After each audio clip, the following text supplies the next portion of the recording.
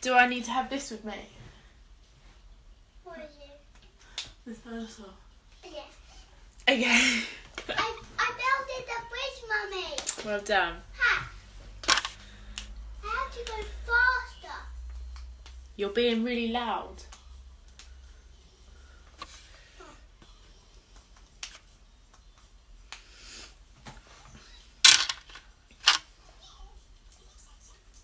Ha! I'm gonna run. I can hear you. Frankie. Yeah. Shh.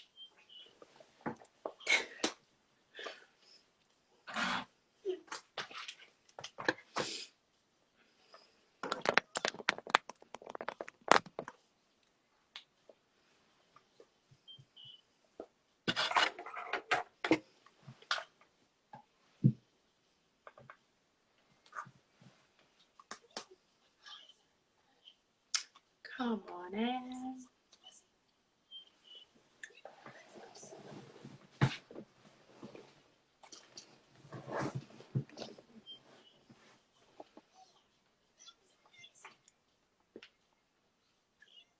Morning. Emma's taken ages to come in. It's not asking you. It's telling me to wait. Okay, hang on. I'll try to add you again. What about now?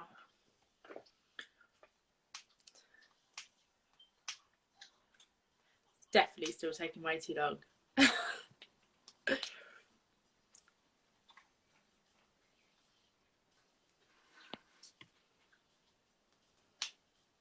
Should be. It says waiting for Emma. Can you request to be in here? Emma, can you request?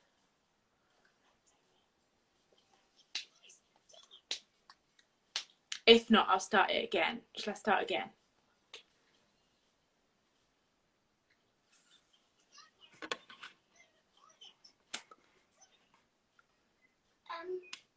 Oh, here we go. See if that works. Connecting. There you are. Hello. Morning. Weird. We're like the least techie people ever anyway. I know, and it's terrible. We're photographers, so we should be techie. We should. This. To some extent, yeah. How you doing, Em? Okay. Another day. The one live that I've not been nervous about. I'm just like, oh. I have been. Oh, don't be nervous. Frank's made me have him involved. So yeah. She's been bribed to stay away, but I can hear her running around, so she'll probably. Yeah, I know. Background, but yeah. So me and Emma both got our kids loads of biscuits, crisps here. Yeah. But how's lockdown been treating you? It's just strange. I kind of feel like some days I'm walking through mud and I just don't get anything done, and then other days I'm quite optimistic and I'm just really tired is the main sort of thing. Yeah, 100%. Like knackered. Yeah, like I feel like I've done exercise and I've worked and I've done everything, but I haven't done any of it. So it's really bizarre. It's the first time that I've not sort of had my foot on the gas for a while. Yeah. And trying to homeschool, which I'm not doing successfully because she's a little bit older than she's a reception. And, yeah. I'm not a real teacher and I'm not a good teacher apparently. So. Oops, that. So. Yeah. So we're trying, but. Yeah. Days have got a bit of a routine, but it's just bizarre. I keep thinking, right, okay, I'm going to work, I'm going to do this, and then I just think I'm tired and I watch Netflix. So yeah. And then it's like getting over the guilt of that. And it's like, don't feel guilty about it. No, I do, but I just think it's just. I feel like if I knew when there was an end date or life would return to some form of normality, I'd cope with it. But it's not knowing the end. It's really weird. Yeah. So strange looking at myself talking. It's horrible, isn't it? I've got used to it now. But but what have you been doing to keep busy then? It's been like homeschooling and yeah, homeschooling. I'm doing a bit of looking after my dad. He's paralysed, so my sister and I take it in turns to look after him a bit. And mum's self-isolating as well, so looking after parents a bit, homeschooling, and then doing some projects. Babe, be quiet. Doing projects. I made a paper dress years ago. I was saying on the episode that we were on with Nick. So I've been attempting to make paper clothes, which are really difficult to make. So I have been learning how to sew so that I can do it on fabric, so that then I can translate to paper, which won't bend or move like fabric. So I'm getting mega frustrated, but I've got a sewing machine out and I'm learning from YouTube. Because you keep telling me how to learn to sew. I'm like, but Emma, you're learning to sew. You're learning to sew paper. Like, it's hard. It's hard. Can Bay say hello so that she's just going to bond? She looks like an urchin. Morning, Bay. Morning, Kelcie. Now, look at her. Look at the sleeves on this outfit that she keeps dressing in party clothes every day. Why not? Oh, there's Frank. You look lovely. Do you want to say hi to Frankie, Bay? Mm-hmm. Hey. Hi, Frank. We've had a sleepover before, haven't we? Yeah. She keeps. She was shouting at your live when you were talking to Oscar and Izzy, and she was going, "Oscar, Izzy, Frank, Kelcie," and she was like, "Nobody can hear me." How can they not back? She's not. I was like, "You're not on it. That's why." But she's been watching your lives as well. It now, Bay. Lovely to see your face. I think biscuits. Got crisps, haven't you? You're going to go and watch your iPad? Mm. Oh, I'm parenting by iPad today. Go on. But what would you say you're missing the most? Like the one thing you're really missing in lockdown? I was laughing to my sister saying I really miss just having a mooch on TK Maxx or Home Sense, which is it's so stupid, but we do it some Sunday afternoons just if I'm not working. Just have a bit of a mooch and you find the most bizarre things. And so I said I really miss TK Maxx, which is totally random. And I miss restaurants. Yeah. Not that I go out all the time, but it's taken away from us, isn't it? So it's just like, wow. But it's the people. I miss people more than anything. But it's just, I keep thinking that I'm in a film. But if it was a film, it'd be over in 2 hours. So I'm not. Yeah. So I was going to say the first thing you're going to do out of lockdown is head to TK Maxx. No, it probably won't even be because I don't even know why I'm missing that.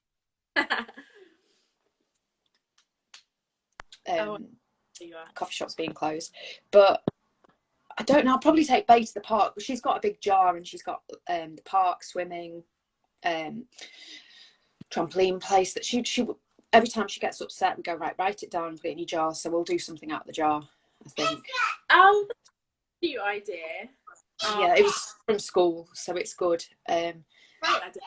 I like that idea. So yeah, it's just trying to manage because it's her birthday next week and she's been to loads of parties and now she's not going to have a party and she doesn't get it.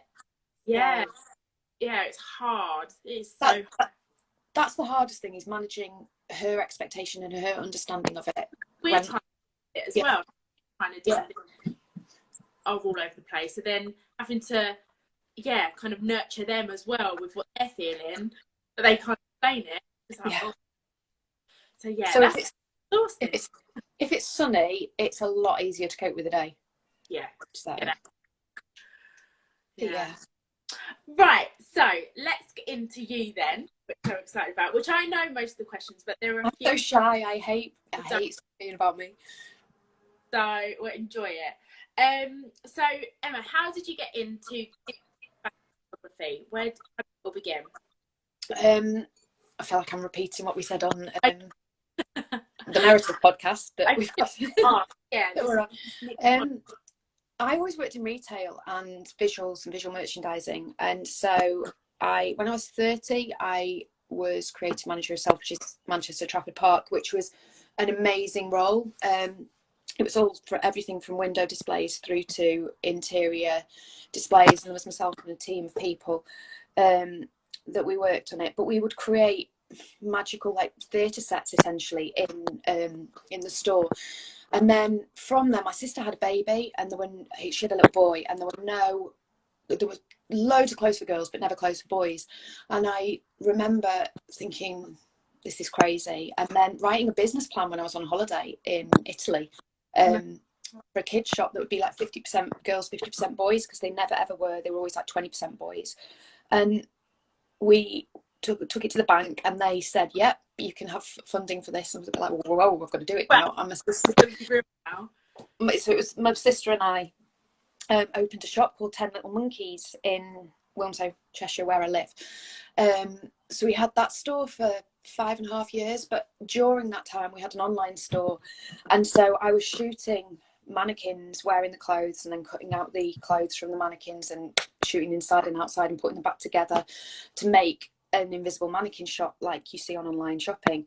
Emma, can I ask there, when yeah. you were mannequins, had you ever kind of picked the camera before? Was you in at that point before? No. I went to a wedding. This is funny. I went to a wedding with my friend. We were always each other's plus ones if we were single. And I went to a wedding with my friend, and he had a bridge camera, which was not a nearly a DSLR. Yeah. And it was the start of digital photography, and I had a point and shoot. And somebody took pictures on my point and shoot and his bridge camera, and the two pictures were so different. And I was like, why do we look so different? Like, we look good on one and totally bad on another. And a friend that was a model said, oh, it's all the lenses and the light. And I went, hey, and this is the camera affects it. So I was interested then in cameras, and I asked for a camera. I asked for money for my birthday for people. So I bought myself a camera, and literally realised that I saved time on the editing of mannequins just because the light and the way lenses handled the light. Yeah. So from that, I was totally taught by our web designer how to edit the pictures and worked on them. And then started taking pictures of my nephews. Hey, stop it. Started taking pictures of my nephews because it's really boring taking a mannequin wearing the clothes one way, then turning them inside out, wearing them, and then editing them together. So my editing skills were quite advanced for that kind of work. Yeah. And I just started taking pictures of my nephews, and we had a wall in the shop that needed decorating, and we'd had pictures of Lily Rose Depp was wearing some clothes for one of the brands, and we sold out the jacket, and people were going, where can I get that? I was like, I'm taking that picture down because we don't have the jacket anymore. So I put up a couple of my pictures of my nephew was wearing the clothes, and then people were like, who's taken that? Who's taking that? And so it was me. And then people asked me to photograph their kids, but I used to say no because I wasn't photographing like pictures in Vogue. I was like, no, I'm not good enough. And then I started a blog because I was conscious I didn't want to junk up my Facebook feed with pictures of kids and people be like, oh, this is boring. Yeah. And people started following me on the blog, which surprised me because I didn't really think it was having any impact. It was just somewhere to put pictures.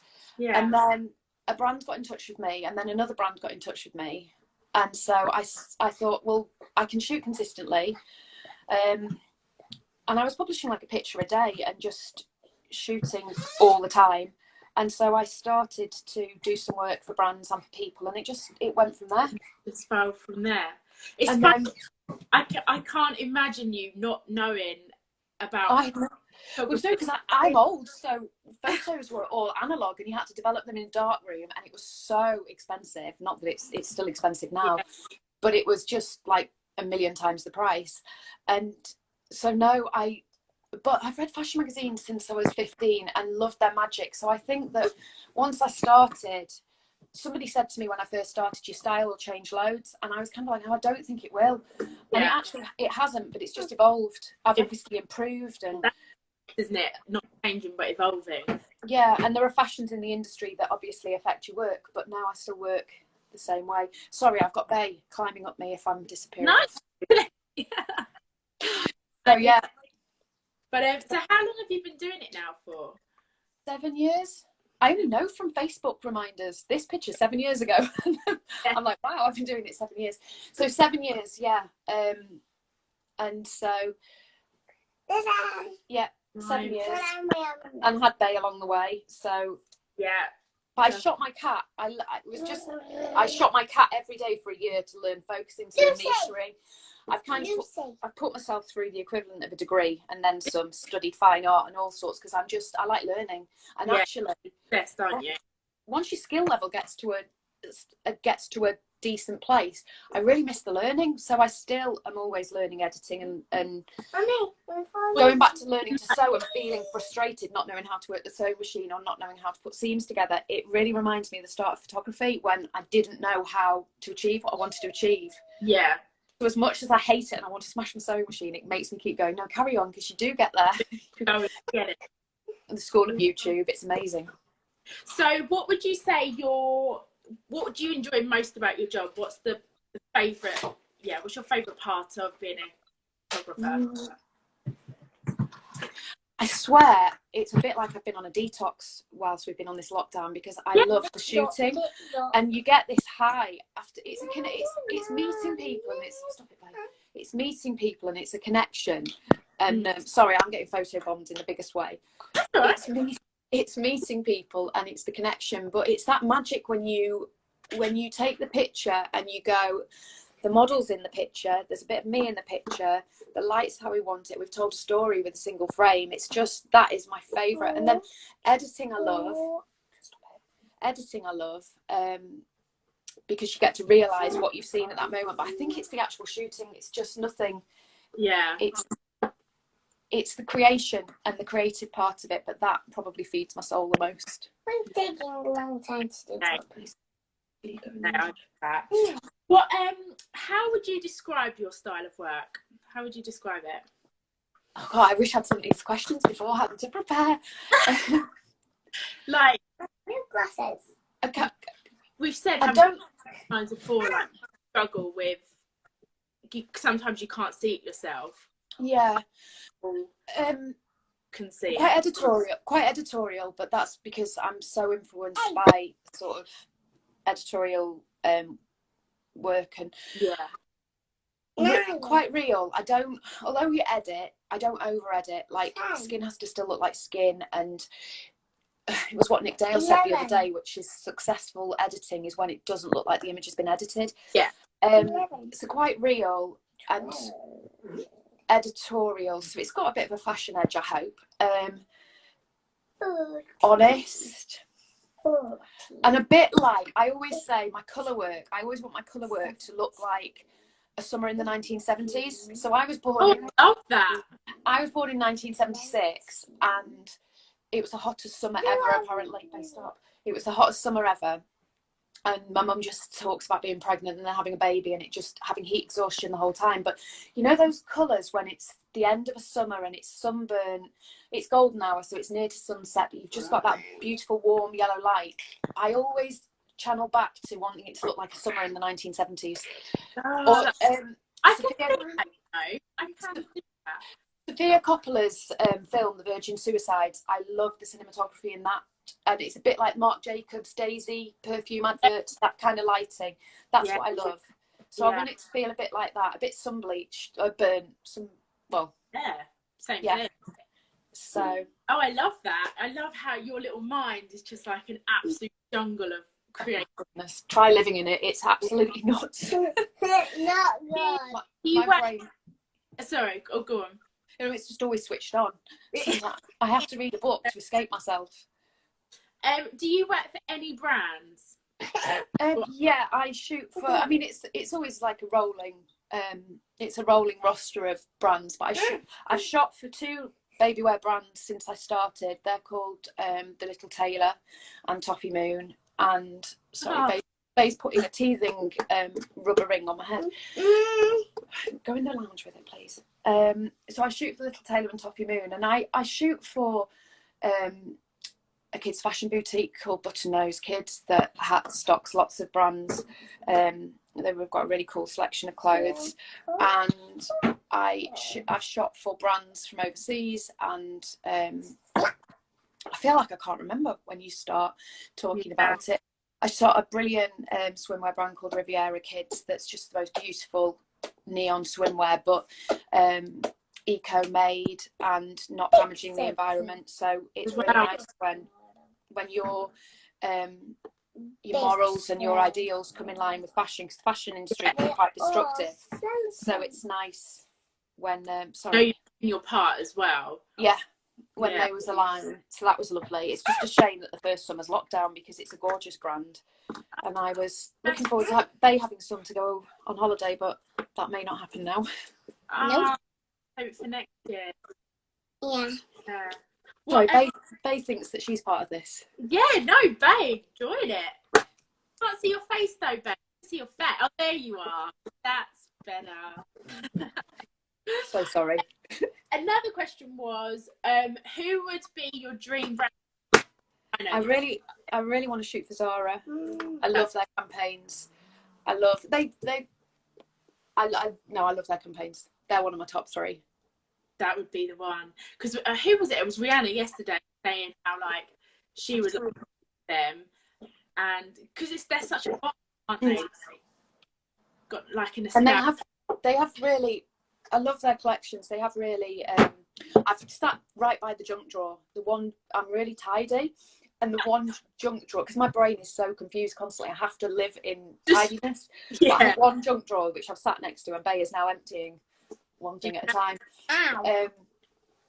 Yeah, they have brilliant collections. They use fantastic photographers, and I just like their vision.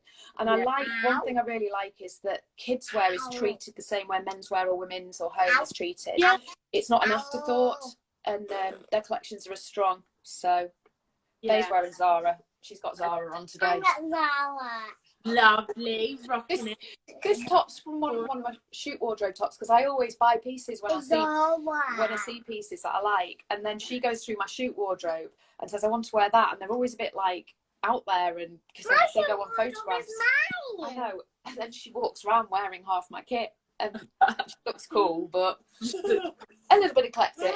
Yeah. But if you know when people book you, like their model update stuff, what would they expect when they come to Well, I do studio, and I do location shoots. So depending on what somebody wants, like new models usually need to have studio images first. Bae, shush, please. Yeah. Shush.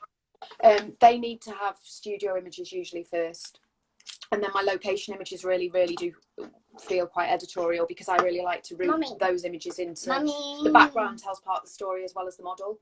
Yeah. So I send out some instructions beforehand, and I usually say that I will get involved with styling. Like I always tend to have some pieces of wardrobe with me. Yeah. Not that the wardrobe makes the shoot, the child makes the shoot, but it's nice to have things to play with sometimes. Yeah. And it's always, everything should look, this location, the clothes, everything should look secondary to the face of the child. Right, do you want to be in the... Right, stop then. Sorry, I'm trying to parent and be polite. Oh, God. And so yeah, the shoots are usually, if the location shoots, I always say that they're a bit like going for a walk in the city. We're going to walk and take some pictures. We're going to walk and take some pictures. And because I shoot very fast, and people always say to me, you shoot very fast. Yeah. And I didn't have anything to compare it to, but I know when I have the shot, it goes back to Selfridge's time, and knowing when you have created a display and enough's enough, and if you add an extra element, you're going to ruin it and weaken the strength of it. So I always know when I have the shot and I'll move on. So I'm fast, but generally it's a bit like a walk and a talk, and we collaborate. Like I know roughly in London the locations that I like to shoot in, but things change day by day. Light changes every day, so it's an input between me and the model's parent. And then studio sessions are just stripped back. It's still the same sort of thing, but I probably tell more stories when we're in the studio to get the mood of the model. Yeah. I did drama at uni, and I was sat at a wedding once next to somebody who said, right, go in there. Go on. Sorry, just let me get rid of Bae. Oh my goodness me. A dinosaur, so this is the reality of single parenting during lockdown. Doing Instagram videos. But what was I going to say then? Oh no, I went to a wedding and I sat next to a guy who was an actor on the West End stage, and he was saying, well, what do you do? And he asked to see some of my website pictures, and I showed him, and he was saying, how did you get that image? And I sort of explained, oh, we talked a story and da-da-da. And he said, you're basically doing like warm-up exercises and acting exercises with kids. And I thought, yeah, I probably am, but that's just where some of the you've been through. Yeah, so I had never thought of it, but I was like, well, yeah, I actually kind of am in it, like you accessing the imagination. And yeah, and that's what I love about portraiture as well. Is story within a face image, their face, the whole thing to tell a story. Yeah, I'm so sorry. No, don't, Go in the lounge. Emma, don't apologise. She's bringing me a bag full of random things. Bag. Where is she? Get a bag. She's going to the lounge. I'll leave her there. So, yeah. So no, I love how you do that. It's so clever. It's just, do you know what? We're all so different. Like one of the things doing the Kids Shoot Challenge with you, it's really interesting to watch the photographers work and observe, because you're fast. I think you shoot fast as well. Yeah. And I think that's one thing, you're keeping your subject engaged. It's not waiting around. And it's the same, like if I'm shooting for a brand, it's the same as you know what the shots are going to be like beforehand and you set them up. And I think because I shot baby wear consistently for the first couple of brands that I shot and have done all the way through, you can't, a baby won't wait. It's just got to be ready to take the shot. Yeah. So you set things up in advance and you know how things are going to work, and then it literally just becomes you and the model. Even with a baby, like you engage with them to take that picture. And you only get that time, that certain so yeah. What so with model updates, Emma, how do you think updates should look? I think it should all be essentially a model portfolio should be the image of the child, should appeal to the brand. So it's ultimately for a child to get employed by a brand to sell products. So you almost need to see what I always call it the model face, but it's essentially just a neutral face. Yeah. I always love it when you get a child sort of lost in thought and you think, what are they thinking about? Or it's really engaging. So you want to just have a simple neutral face. You want to show some range, so them smiling, laughing. We're all different characters, so some kids come in and they're just natural jokers, and you're going to shoot lots of smiles with them.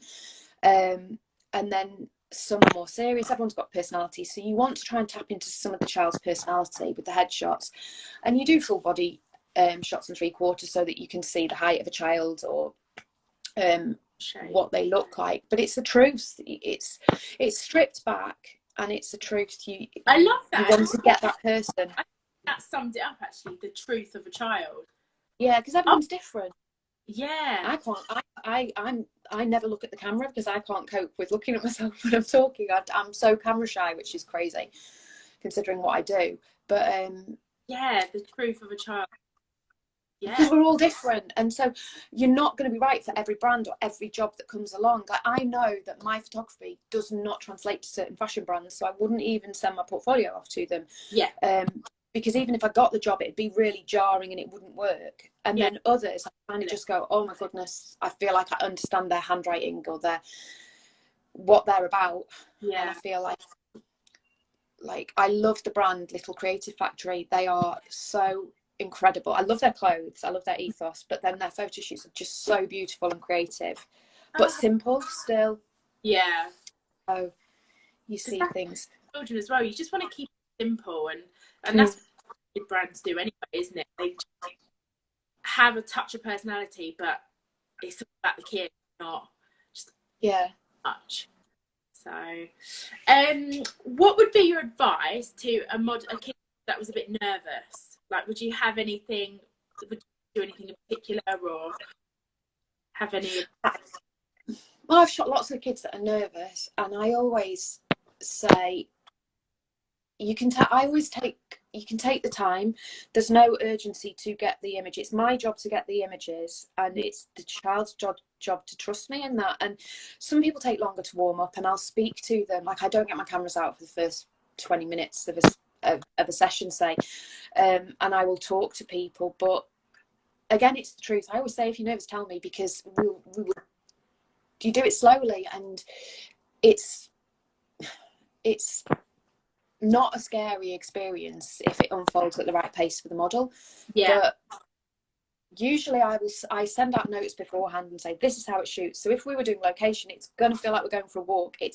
We're going to be talking about the sky and the buildings, and as much as taking pictures feels a small part of it. Yeah. And if you're in the studio, I always sort of prepare beforehand, but we speak and we look at clothes, and generally they'll wear 4 outfits with me in an hour.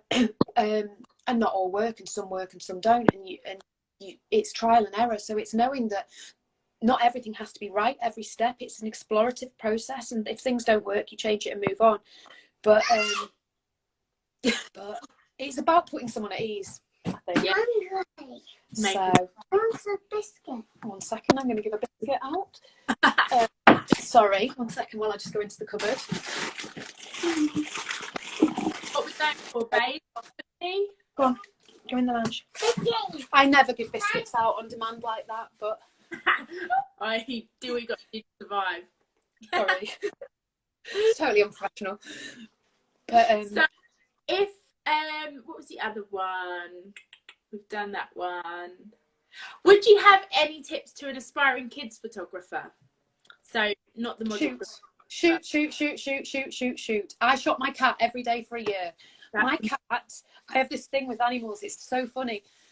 My cat at the end of that year could pose, and like a good model, a model that works a lot, when you take a picture, they hear the shutter click, they'll move and they'll micro pose and they'll move around. And my cat used to do this, and I remember being at my sister's once, and Lucy, my cat, had come with me, and I said, oh, Lucy loves the camera, watch she poses. And my sister was like, oh my goodness, shut up, she's an animal, just don't. No. And I got my camera out, and Lucy did this full catwalk thing, not catwalk, full photo shoot thing. My sister was like, oh my goodness. Yeah, she does. But I realised, and then I was shooting some horses for somebody, and one horse was butting the other horse out of the way, and it really wanted to be on camera. And I was thinking, these animals have not got a concept of what this black box is. So you focus on a black box, but it's the attention. It's the attention that you're giving an animal, and some like it and some are indifferent to it. And it really made me understand that if that's animal, children are like that, people are like that. So you go at the pace that's right. It's very, there's a lot of psychology involved in photography, I think, and you go at the pace that your subject can cope with. I have to, if I want you to shoot me and Bay, but I would be nervous. It's crazy. I understand how everything works and how it would be, but I would be nervous in front of the camera, so you'd have to go at a slower pace with someone like me. And I think because I'm sympathetic to it sometimes, is that what it is? Yeah. But essentially, it's an exchange of energy. Without sounding too hippy-trippy, it's an exchange of energy, and you've got to make the... It's though, because if you've got a nervous and then you're nervous, you got this, so you kind of it's keeping that. And we've shot some of the same people, and I've shot Rosie, Eva, one little girl that I've shot a few times. Yeah. I love her to pieces, but so much I'd expected her shoot to be really calm, and I don't know why. And she came in and she was just like this firecracker of energy and just infectious. She can't help but smile around her. She's so ace. Yeah. And she always brings that energy, and it's funny because her pace of shoot would be so different from another model's, but you still achieve images. Like your level of consistency of images needs to be a certain level. We're working in the fashion industry, so we need our images to be used by agencies and to sell the children. So but it's funny how every experience is part of the model and part of you. Yeah, because you don't just get a kid model and this is how they are. They're human beings, aren't they? So and I like the unpredictability of children as well. What, you enjoy that? The unpredictability, yeah, I love that.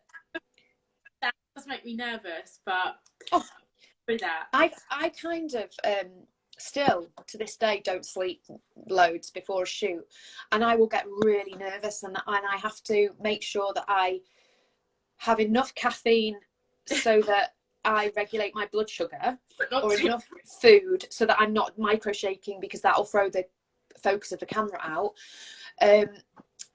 But I don't want to eat because it's almost like I'm going to go and run a race, or I'm nervous. But I remember saying to someone, I'm nervous all the time, and somebody said that's good because it shows that you care.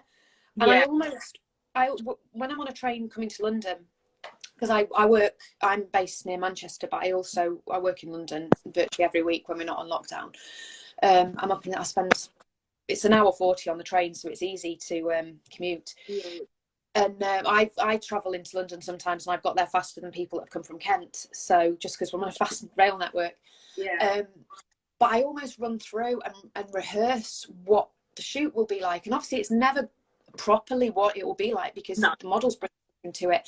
But I think it just goes back to everything that I was trained to do when I was studying drama. And I didn't know you studied drama.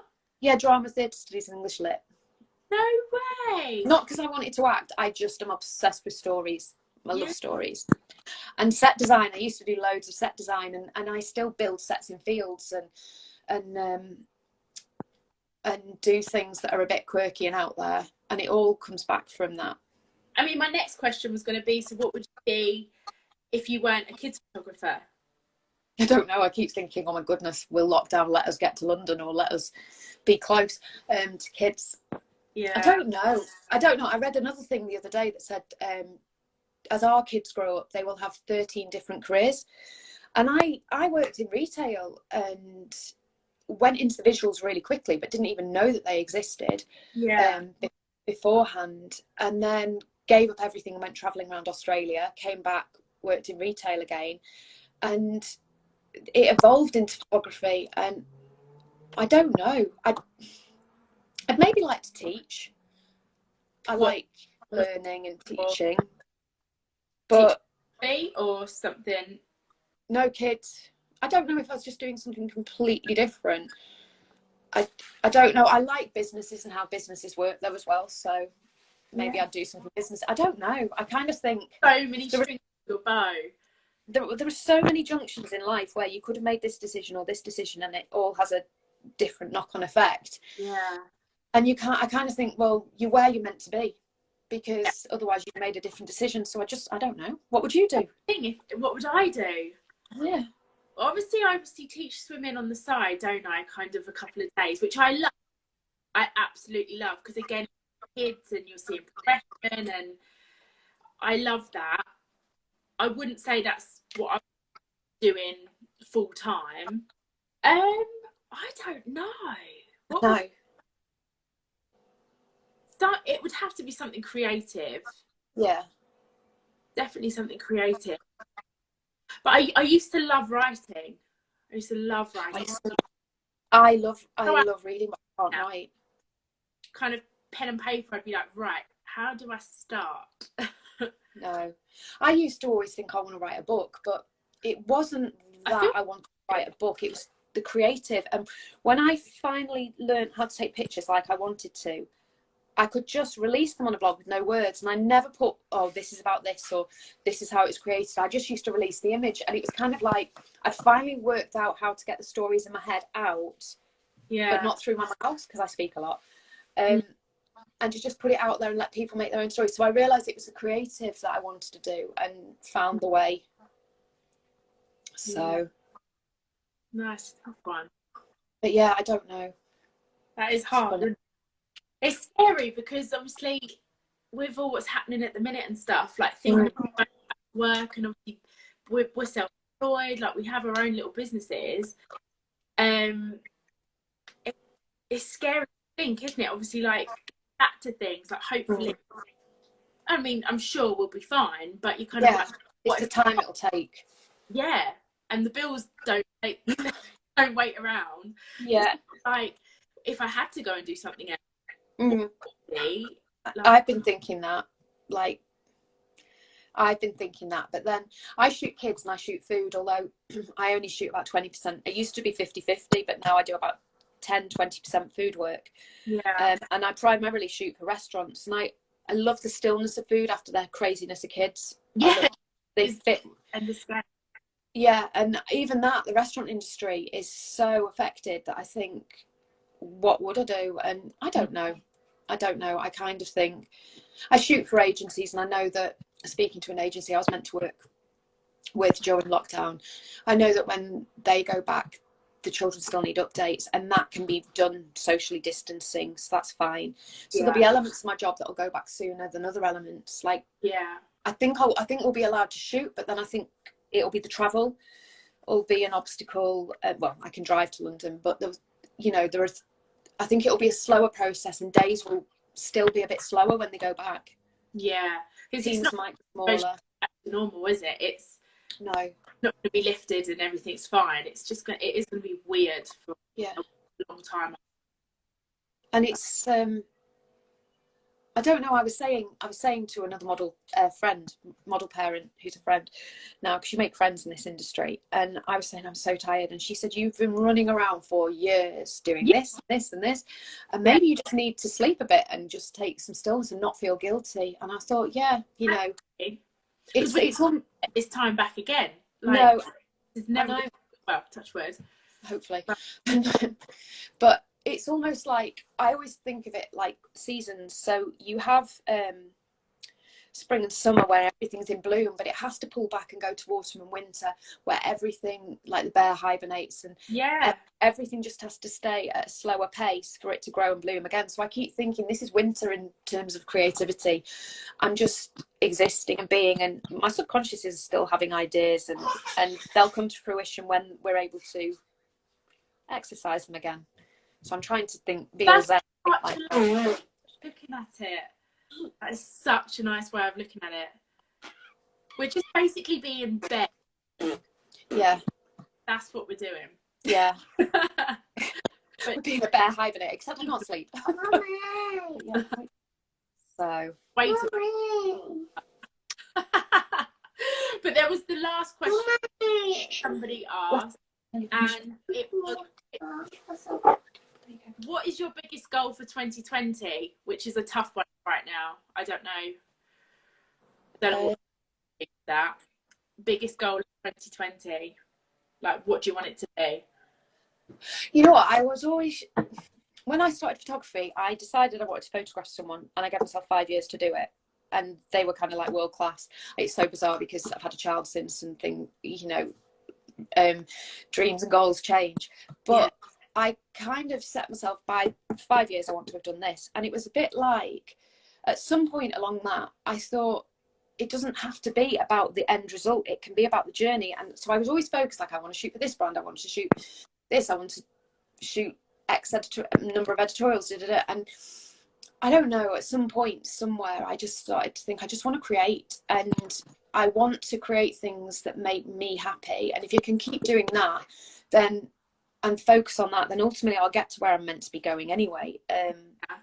So I always have like the top 5 brands I'd love to shoot for, and I want to develop a business and things, but ultimately it's all the little steps along the way that I think are fulfilling. And if you get to do that, fantastic. And it might be that I don't want to further down the line, or it might, I don't know. So just keep creating. Yeah. I want to go to New York. I was meant to go to New York in March originally. Oh, that's a shame. I want to shoot in New York and have that location in my portfolio. Yeah. And there are brands over there and the model agencies over there that I'd love to speak to. So I'd like to hopefully get to go to New York this year and do a shoot. But whether it happens, it's more important being healthy and staying at home at the moment. And so we just got to stick to that. And that's the thing. And there's always next year. I know. I keep saying, like, if somebody had said, when I don't set New Year's resolutions particularly, because they always sort of ongoing, my goals are always ongoing. But I was thinking, if you'd have sat there saying 2020, everyone was saying new decade, new year, and I'm thinking, if somebody had said you're going to be locked in your house for however many months, you'd have just been like, what? It's crazy. It's mad how fast this reality has become.